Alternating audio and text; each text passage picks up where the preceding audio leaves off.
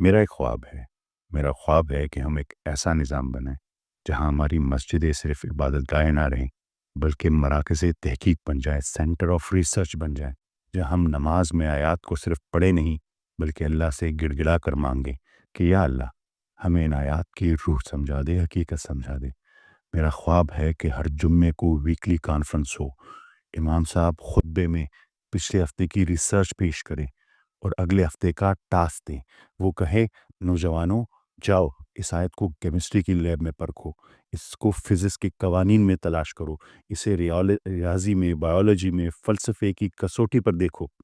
ذرا تصور کریں رمضان کا مہینہ آئے تو وہ صرف بھوک پیاس کا مہینہ نہ ہو بلکہ ایک ریسرچ بوٹ کیمپ ہو، ایک پورے مہینے کا ٹریننگ کیمپ بن جائے جہاں ہم سب کچھ چھوڑ کر صرف قرآن اور کائنات پر غور و فکر کریں۔ نتیجہ کیا ہوگا؟ جب ہم کائنات پر غور کریں گے تو اللہ ہمیں دنیا بھی دے گا اور آخرت بھی۔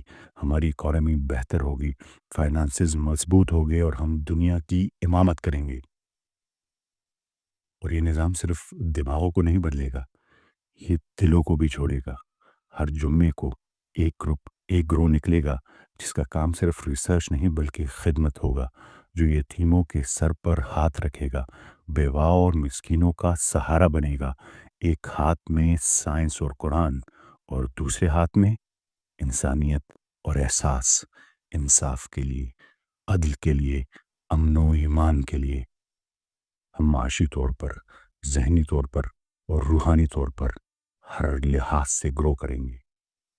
ہماری مسجدیں دنیا کے سب سے مضبوط انسٹیٹیوشن بن جائیں گے، ریسرچ سینٹر بن جائیں گے، فلاحی سینٹر بن جائیں گے۔